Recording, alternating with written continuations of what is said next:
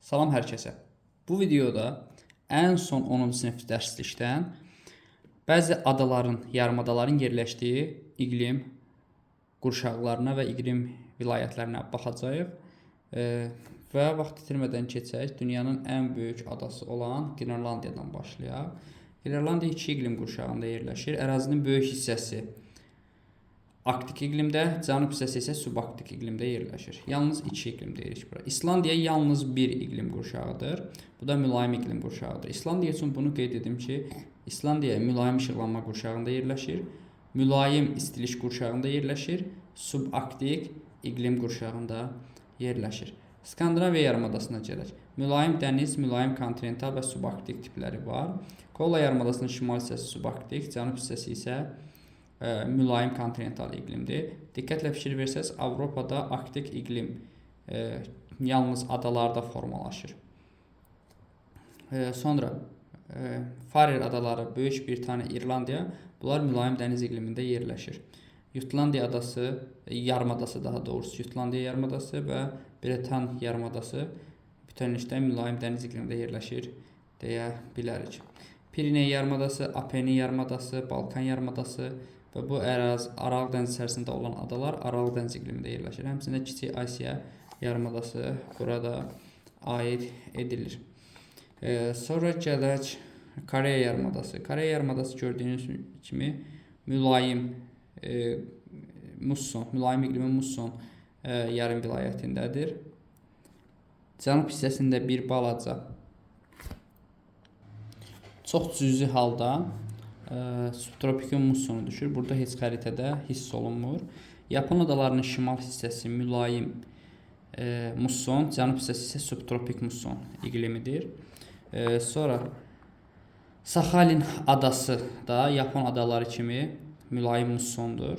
Kamçatka yarımadası isə mülayim dəniz iqliminə aiddir. Həmçinin Kuril adalarını buradan görə bilərik.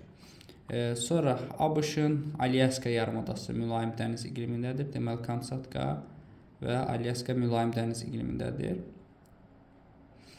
Sonra gəlirik. Tayvan, Hainan adaları subekvatorialdır.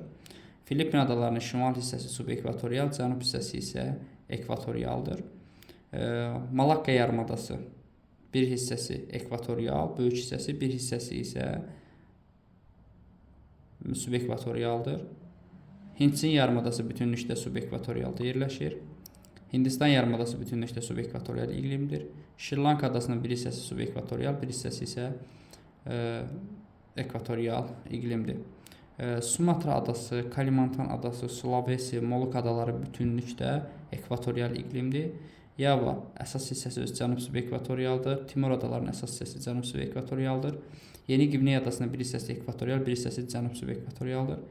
Cape York yarımadasının iqlimi subekvatorialdır. Cənub subekvatorial, Arnhem yarımadası cənub subekvatorialdır.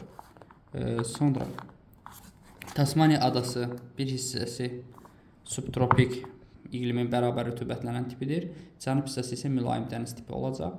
Yeni Zelandiya adası. Diqqətlə baxanda görmək olur ki, Yeni Zelandiya iki iqlim qurşağında yerləşir. Mülayim dəniz və subtropikin bərabər rütubətlənən tipində yerləşir. Mülayim dəniz və subtropikin bərabər rütubətlənən tipi. Yəni iki iqlimdə yerləşir.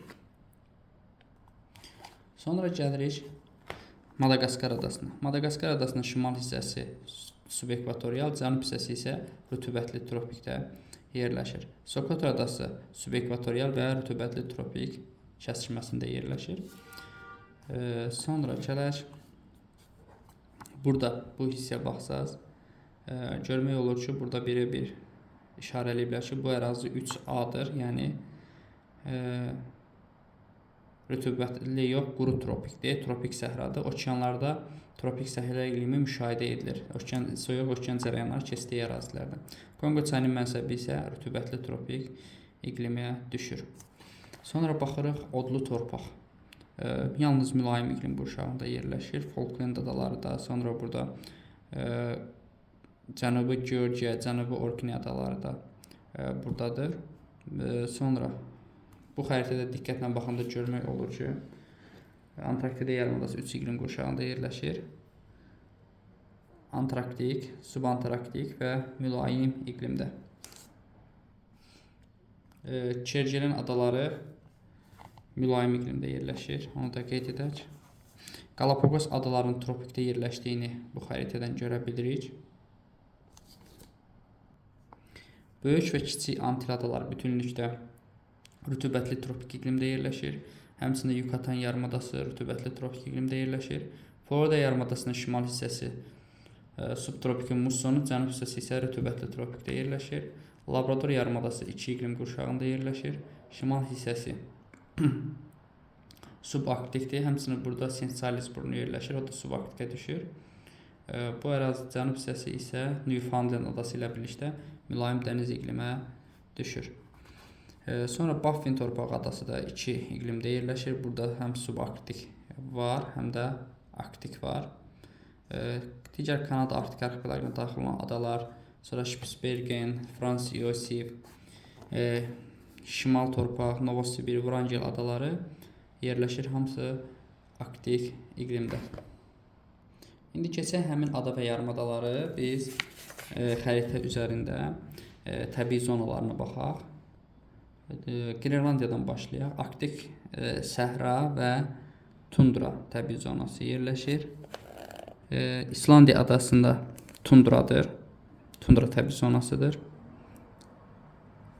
Skandinaviya yarımadasında tayqa təbii zonası, yüksək dağlıq qurşaq və cənub hissəsində enliyarpaqlı qarışıq meşə təbii zonası yayılıb. Kola yarımadasının şimal hissəsində yüksək dağlıq qurşaq, cənub hissəsində isə tayqa təbii zonasıdır. Həmçində burada az miqdarda tundra təbii zonası var. Jutlandiya yarımadası bütünlükdə enliyarpaqlı və qarışıq meşə təbii zonası. Əslində enliyarpaqlı meşələrdir bu ərazilər. Sadəcə olaraq qarışıq və enliyarpaqlı meşələrin işarəsi eyni rəngdə verilib deyə biz bunu bir yerdə qeyd edirik.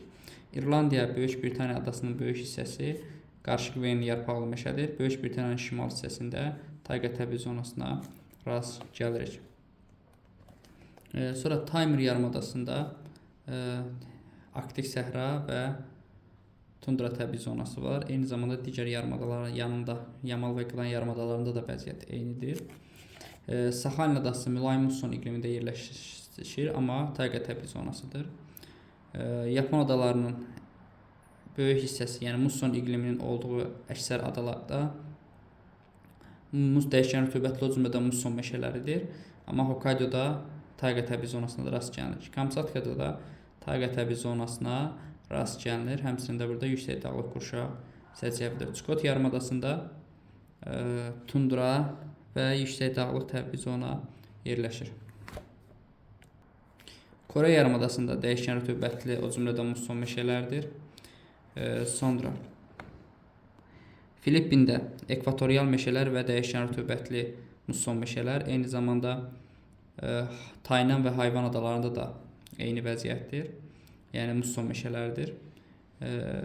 Sonra Hindçin yarımadasında dəyişkən rütubətli meşələr var və savannalara rast gəlinir. Malakka yarımadasında həm dəyişkən rütubətli meşələrdir, həm də ekvatorial meşələrdir. Malakka yarımadasında savanna olmayacaq.